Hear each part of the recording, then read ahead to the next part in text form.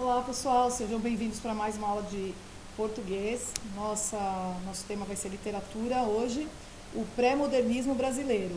Então, nas últimas aulas aí, a gente chegou até o modernismo português e paralelo ao modernismo português lá na Europa, né, que a gente estudou o Fernando Pessoa e que vocês foram muito bem nas análises, aliás, por sinal.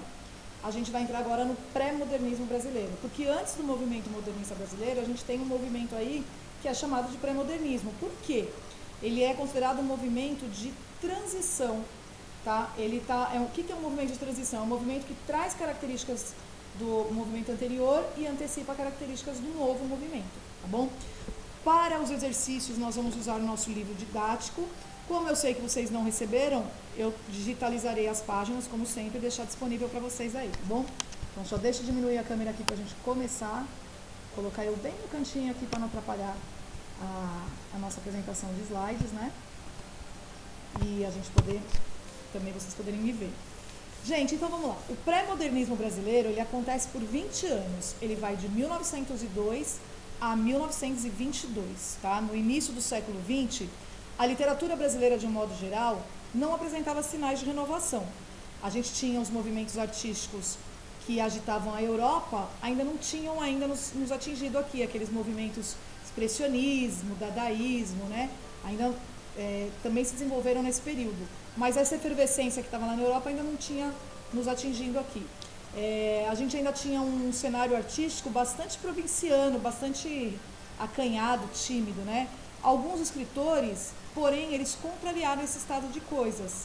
Então, alguns escritores, eles resolveram sair desse marasmo que estava as nossas artes, a nossa literatura, e criar trazer características novas para a literatura, tá?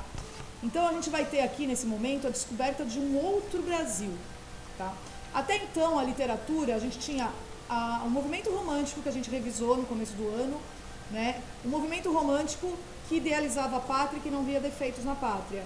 Depois vem o movimento realista, que se propõe a analisar de forma realista a sociedade burguesa do Rio de Janeiro, de São Paulo, mas principalmente a sociedade burguesa. É como se não existisse o Brasil do povo, vamos dizer assim.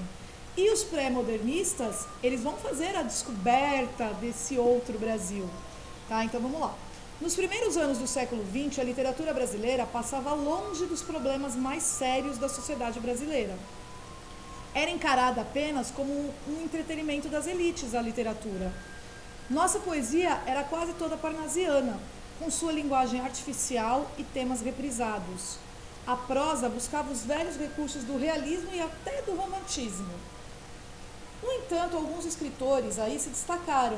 Aí são eles: Euclides da Cunha, Monteiro Lobato, Lima Barreto, Graça Aranha, Augusto dos Anjos, eu não coloquei aí, né? Eles destoaram dos demais e produziram obras que mostravam uma visão crítica da realidade brasileira. Por isso, eles são considerados os pré-modernos. Conforme o professor da USP, Alfredo Bozzi, fala, né, o crítico e professor da USP, creio que se pode chamar pré-modernista tudo que nas primeiras décadas do século problematiza a nossa realidade social e cultural. Porque até então, como eu falei para vocês, a literatura não tinha essa visão sobre a sociedade brasileira e sobre uma realidade da sociedade brasileira. Então vamos falar dos autores pré-modernistas aí. Nós temos o Augusto dos Anjos, que é um poeta brasileiro. Ele é muitas vezes identificado como simbolista ou parnasianista.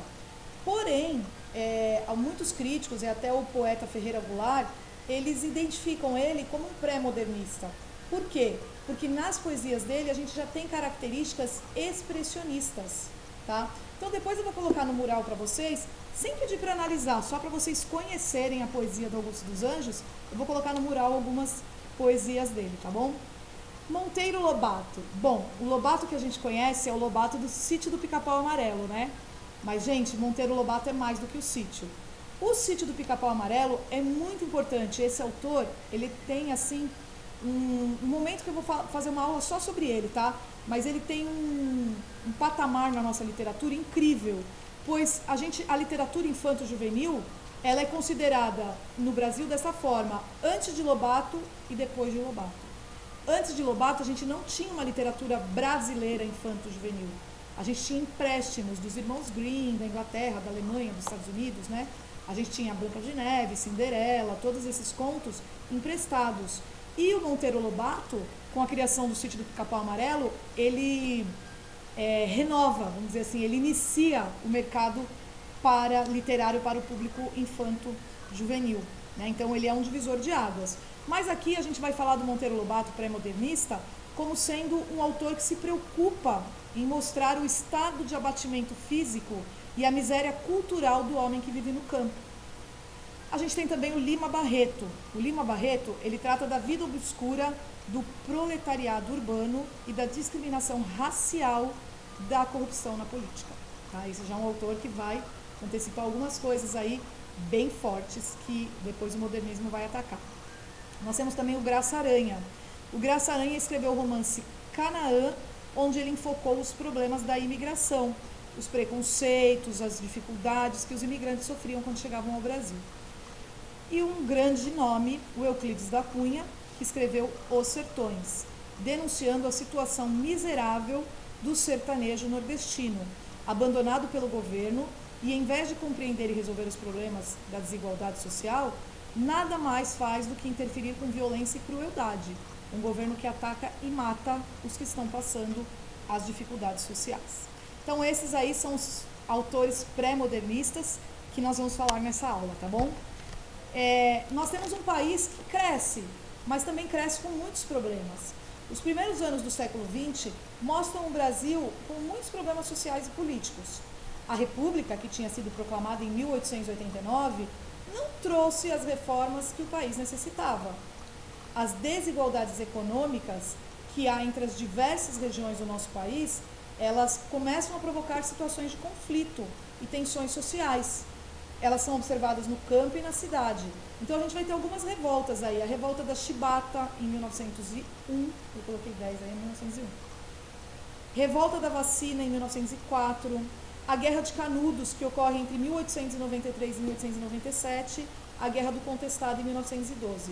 Então são revoltas e lutas por igualdade social, são lutas com a República, tá? Vamos falar do Euclides da Cunha. Gente, o Euclides da Cunha, ele é um jornalista, ele viveu entre 1866 e 1909, foi colaborador do jornal Estado de São Paulo, que em 1897 enviou Euclides da Cunha para Canudos. Vocês viram no slide anterior, eu falei que a Guerra de Canudos ocorreu entre 1893 e 1897. Ele foi para lá no final da guerra, tá? Em 1897.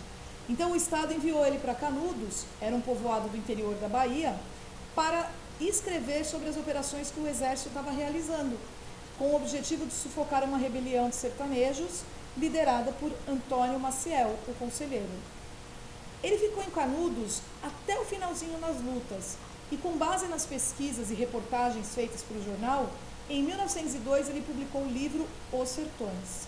A obra, ela causou um grande impacto, não só pela originalidade do escritor, mas também pela exuberância do seu estilo e pela sua corajosa crítica às ações do exército republicano, que obedecia às ordens do governo, recém-proclamado, e que massacrou os habitantes de Canudos. Então, antes de falar dos sertões, falar uma curiosidade sobre Euclides da Cunha. Enquanto Euclides da Cunha esteve lá na Bahia, ele deixou a esposa dele, né, no Rio de Janeiro, porque ele era colaborador do Estado, ele morava no Rio. E ele deixou a esposa dele, e essa esposa se apaixonou por um jovem capitão do exército. E quando Euclides voltou e descobriu essa traição, ele, é claro, como mandava a época, né, ele chamou esse rapaz para um duelo. E ele foi morto nesse duelo. Então, assim, é bem pesada a história do Euclides da Cunha. Depois eu convido vocês a lerem a biografia dele aí pelo Google, né, aumentarem o conhecimento de vocês. Vamos falar dos sertões, então? Embora não seja ficção totalmente, Os Sertões, ele pode ser considerado uma obra literária pelo tratamento artístico que o autor deu ao assunto e à linguagem. E pode ser considerado pré-moderno por causa da sua visão crítica, que expressa sobre a realidade brasileira. Segundo Euclides da Cunha, os sertanejos que se refugiaram em Canudos onde tentaram criar um estilo de vida comunitário, não poderiam ser vistos como culpados, mas sim como vítimas de uma série de fatores econômicos, geográficos, raciais e históricos. Abandonada pelo governo, a população miserável do sertão, formada pela mistura do branco com o negro, com o índio, foi ficando cada vez mais isolada e acabou formando muitas comunidades fechadas, muito atrasadas culturalmente, e facilitou o surgimento do misticismo e do fanatismo religioso. Como esse pessoal vivia em forma de aldeia, né, eles viviam em forma de tribos, e eles viviam em estado tribal. Quem conhece um pouquinho do estudo sobre tribos, sabe que as tribos indígenas, elas admitem dois tipos de líderes. Um líder religioso, que é o pajé para os indígenas, e um líder guerreiro, que é o cacique. O conselheiro, o Antônio Conselheiro, ele vai incorporar esses dois líderes nele. Ele vai ser um líder religioso para o povoado de Canudos e ele também vai ser o líder guerreiro. Então ele vai comandar a revolta, mas ele também é o homem que dá o apoio espiritual para essas pessoas, o conforto da alma, né? Vamos dizer assim. Então, a figura carismática, gente, desculpa ter posto texto grande, mas não deu para resumir muito isso, tá bom? Então isso é importante que vocês leiam, porque os sertões normalmente é cobrado em concurso público ou em vestibulares, tá bom? A figura carismática e impressionante de Antônio Maciel, que é chamado de Antônio Conselheiro, cumpriu o papel de líder místico, aglutinando em torno de si uma multidão de sertanejos miseráveis, sedentos de esperança e de melhores condições de vida. A presença incômoda daquele povoado, que crescia e atraía gente de vários lugares, provocou a interferência violenta das tropas policiais, que queriam desalojá-los dali. Apesar da diferença de recursos, a resistência obstinada dos sertanejos, para quem a luta se revestia de caráter religioso, foi tornando o combate cada vez mais feroz. Então eles tinham menos armas, menos comida, mas eles tinham o quê? A força religiosa do Antônio Conselheiro, o desejo de luta religioso, né? O fortalecimento espiritual para resistir ao exército. O governo baiano, impotente diante da situação, apelou para o exército, para a república. Nos confrontos iniciais, as forças do governo sofreram muitas baixas, animando os sertanejos e indignando ainda mais o exército, que resolveu armar uma verdadeira operação de guerra para destruir Canudos, o que finalmente aconteceu, numa carnificina impressionante. No dia 5 de outubro de 1897, ocorreu o último confronto, que foi descrito assim pelo Euclides da Cunha. Canudos não se rendeu. Exemplo único em toda a história, resistiu até o esgotamento completo. Expugnado, palmo a palmo, na precisão integral do termo, caiu no dia 5, ao entardecer, quando caíram seus últimos defensores, que todos morreram. Eram 4 apenas, um velho, 2 homens feitos e uma criança, na frente dos quais rugiam raivosamente 5.000 soldados. Impressionante, né, pessoal? Olha o teor literário que o nosso Euclides da Cunha dá para esse final tão tenso, tão pesado. Esse rugiam raivosamente como se os soldados fossem feras prestes a atacar, né? Então, é isso que eu falei no início. Apesar de ser um livro baseado em fatos e ser uma revolta que ocorreu, ele é considerado literatura não pela sua ficcionalidade, mas pela sua plurissignificação de palavras. Então vamos falar um pouquinho mais dos sertões, né? O livro é dividido em três grandes, não 3 capítulos, mas em 3 partes grandes: a terra, o homem e a luta. Então primeiro o Euclides da Cunha, ele vai falar sobre a terra, como que é a terra, como que é o sertão, né? Tudo o que ele observou. Depois ele vai fazer uma grande descrição do homem e por fim ele termina com a luta. O Euclides da Cunha, ele foi influenciado pela teoria determinista na análise que ele fez na Guerra de Canudos. Eu vou explicar para vocês, tá, gente, o que é esse determinismo. Quando eu falo assim, olha, essa é uma teoria determinista. Então, entendam aí. A própria divisão do livro, aliás, já revela um esquema determinista. Na primeira parte, o autor fala da terra. Ele estuda cientificamente a região. Na segunda parte, ele fala do homem. Ele procura mostrar como a mistura das raças e as condições geográficas fazem surgir um certo tipo humano. E na última parte, a luta, que narra o conflito entre a visão de mundo dessas comunidades isoladas e a mentalidade da civilização urbana, que resulta num combate sangrento e na destruição dos sertanejos. Então, gente, a concepção determinista, ela quer dizer assim: a luta só ocorreu porque este homem que nasceu nesta terra, que é determinado pela secura, que ele é determinado pela sofrência, que ele é determinado por todas as dificuldades que ele passa, a terra criou esse homem, e o homem teve que chegar a essa luta. Então, a terra que determina o homem, que determina a luta. Essa concepção determinista do Euclides da Cunha baseou-se nas teorias do naturalista francês Hippolyte Taine, tá? Que via o comportamento humano como resultado da influência do meio, da raça e do momento histórico. Deu para entender o que é determinismo? Lima Barreto. O Lima Barreto, ele vai viver entre 1881 e 1922, Afonso Henrique de Lima Barreto. Ele ocupa um lugar de destaque na nossa literatura porque ele fez uma crítica muito forte, muito contundente da sociedade carioca, porque até então a gente só via a sociedade carioca através dos olhos do Machado de Assis, que olha o egoísmo, mas o Machado de Assis ele observa psicologicamente, principalmente, né? Então, o Lima Barreto ele analisou a sociedade carioca e, por extensão, a sociedade brasileira. No começo do século XX, denunciou o preconceito racial, a corrupção das nossas elites, falou do carinho e da compaixão do povo sofrido dos subúrbios, das suas vidas tristes e sem horizontes. Nas palavras do escritor João Antônio, o Lima Barreto resolveu não seguir a moda. Ele colocou em ridículo o dilentarismo literário. Ele revoltou-se contra os formalismos. Ele mandou ao diabo todo tipo de retórica balofa. E enquanto seus contemporâneos, senhores literatos, falavam do Olimpo e das plagas gregas, que nem conheciam, ele inaugurou o papel do subúrbio carioca. De sua vasta produção literária, a gente dá destaque para os romances Triste Fim de Policarpo Quaresma, Recordações do Escrivão, Isaías Caminha, Numa, Ninfa, Vida e Morte, de M.J. Gonzaga de Sá, e os contos que foram reunidos no volume Histórias e Sonhos, publicado póstumamente, após a morte dele. Desses contos são famosos O Homem que Sabia Javanês e A Nova Califórnia. A principal obra do Lima Barreto é O Triste Fim de Policarpo Quaresma. O Lima Barreto ele escreveu esse romance de janeiro a março de 1911 e a partir de agosto começou a publicá-lo em folhetins no Jornal do Comércio, no Rio de Janeiro. A ação se passa no século XIX e a figura central é o major reformado Policarpo Quaresma, um nacionalista fantástico que, conhecendo o Brasil apenas por intermédios dos livros, sonha em poder ajudar o país e transformá-lo numa grande potência.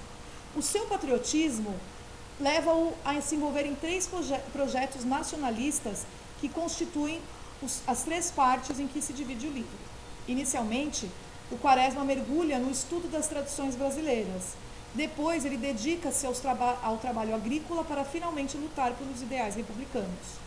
Vê-se em Floriano Peixoto, né? É um reformador, é um personagem dele, é um personagem histórico real e é um personagem do livro. O reformador que sonhara e entrega-lhe um documento em que expõe seus planos de salvação do país. Mas o marechal responde-lhe secamente: você, Quaresma, é um visionário. E aí ele se desilude de vez. Compreende então que não há patriotismo. Os homens que governam o país só estão preocupados com seus interesses pessoais.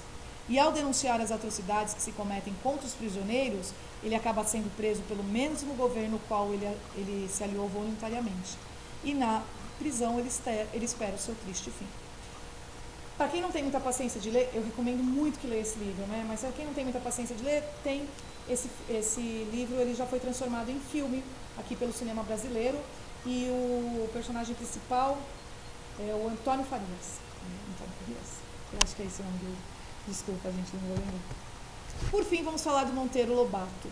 Então, os princípios estéticos do Monteiro Lobato enraizavam-se em autores clássicos da língua portuguesa, não faltando mesmo certo purismo em sua linguagem literária, ou seja, ele tem uma linguagem muito clássica, muito limpa. Essa formação tradicional o impediu de assumir um compromisso efetivo com o movimento renovador e polêmico dos primeiros modernistas, que ele via como desconfiança. O Monteiro Lobato, ele tinha um pé um pouquinho no clássico, então ele via com desconfiança o modernismo que estava chegando. Ele temia que eram simples imitações estrangeiras. Mas a visão crítica da realidade brasileira, o nacionalismo lúcido e objetivo que possuía, revelam sem dúvida uma grande face moderna do Lobato. Ele descobriu o homem do interior do Brasil, ele descobriu a nova dimensão da literatura brasileira nacionalizando. Daí o seu êxito enorme, revelando pelo número das edições e igualmente pelo tom da crítica. Eu amo de paixão um conto dele, que está no Cidades Mortas, que se chama Um Homem de Verdade. Vou colocar para vocês no mural, tá bom? Também, para vocês conhecerem esse conto. Monteiro Lobato deixou uma extensa obra composta de contos, crônicas, ensaios e artigos. Da sua obra de ficção para adultos, a gente merece o destaque os livros de contos Os Urupês, Cidades Mortas e Negrinhas. Mas foram os seus livros infantis que o tornaram muito popular, como eu disse no começo da nossa aula, né? Gente, qual a relevância literária desses autores? Por que a gente vai estar dedicando uma aula para eles, que ainda nem constituem um movimento, vamos falar assim, né? Esses escritores, eles têm grande importância porque eles acabaram produzindo uma redescoberta do Brasil. Eles trouxeram a literatura mais próxima da realidade. Eles pavimentaram um caminho para o período literário seguinte, o modernismo, iniciado em 1922. E o que acentuou de vez a ruptura com o que até então se conhecia da literatura brasileira. Então, eles fazem esse caminho para a ruptura. Bom, atividades, então. Então, eu vou pedir para vocês eu vou digitalizar as páginas dos livros, como eu disse no começo, né? Que vocês leiam a página 42, que é para aprofundar o conteúdo, vai ter um resumo sobre Euclides da Cunha, página 42 e 43. Na 43, a gente vai ter um trecho do capítulo do Euclides da Cunha, que é o sertanejo. Vocês vão ler também. Na página 44, tem duas questões, vou pedir que vocês respondam no caderno. Depois, aí, na página 44, 45, a gente vai falar sobre o Lima Barreto. Na 46 e um pedacinho da 47, tem um trechinho do Triste Fim de Policarpo Quaresma. E aí tem 3 questões sobre esse capítulo. Depois, em seguida, na página 47, a gente vai ter uma fala, um pouco de conteúdo sobre Monteiro Lobato, e na 48, um trecho de um dos seus contos, tá bom? Então, vocês vão ler esse trecho, também são 3 questões para responder. Por último, a gente vai ter 2 poemas do Augusto dos Anjos, que é Versos Íntimos e O Morcego. Eles estão na página 50. E vocês vão responder as questões sobre eles, tá bom? São, no total, 7 questões sobre os 2. Vocês vão fazer, pessoal, no caderno. Não precisa copiar as questões, vocês acompanham aí pela página que vai estar digitalizada. Só respondam. Não precisa mandar foto também, tá? Por quê? Porque isso é uma sequência didática. Eu estou dando a aula e pedindo para vocês fazerem exercício, como seria em sala de aula. Semana que vem, eu vou postar um vídeo com a correção desses exercícios. Só que vamos organizar assim. Estou colocando a atividade de hoje. Quinta-feira eu estarei disponível para vocês.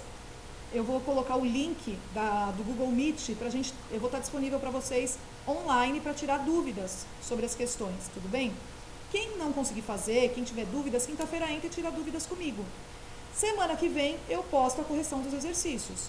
Após isso, um formulário fazendo perguntas sobre esse tema dos pré-modernistas, que a gente vai fechando os conteúdos assim, tá bom? Então, os exercícios, eles têm que ser feitos por vocês.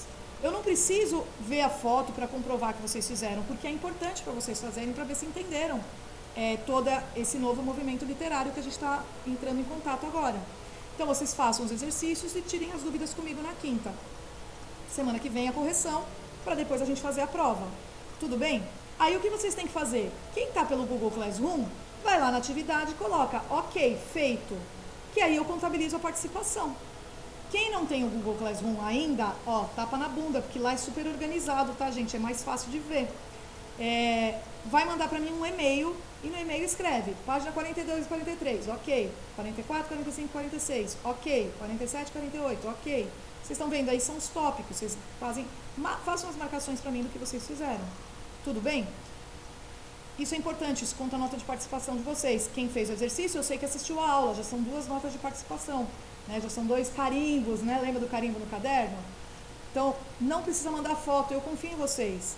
Por quê? Se vocês não fizerem exercício também, quem está perdendo são vocês. A oportunidade, nesse momento em que a gente está parado, de ter um pouco de ganho cultural, né? Porque a gente sabe que pedagogicamente vocês estão com dificuldades, que muitos não estão tendo acesso, que alguns estão fazendo, estão se sentindo sobrecarregados, mas é um pouquinho, gente. Se vocês sabem que em aula isso aí eu estava rendendo muito mais rápido, né? Porque a gente vai tirando as dúvidas na hora, a gente já vai fazendo exercício, já vou corrigindo com vocês, mas é o método que nós temos agora. Eu já optei por gravar aula para vocês, exatamente porque eu sei assim, se eu der uma aula online, não é todo mundo que vai poder estar online ao mesmo tempo que eu. Então, se eu gravo, o aluno pode assistir quantas vezes ele precisar, ele pode parar, ele pode voltar, se ele não ouviu alguma coisa, ele volta, ele retorna. Por isso que eu optei por esse método de gravar aula para vocês, tá bom? Gente, então, façam as atividades, por favor. Não deixem de na quinta-feira até quarta-feira desculpa. Sexta-feira eu vou estar online para vocês, para tirar dúvida, não? Hoje já é quarta, amanhã já é quinta, né? Sexta-feira eu vou estar online para tirar dúvida de vocês. Se tiverem dúvidas, me perguntarem, não consegui entrar na aula online com a Dani, o que você faz? Manda pergunta para mim. Dani, não entendi a questão 2 da página tal. Sabe quem faz muito isso? O Richard de terceiro B. Só que o Richard me chama pelo WhatsApp. Richard, não chama pelo WhatsApp. Manda e-mail. Ou me chama pelo Google Classroom. Tá bom?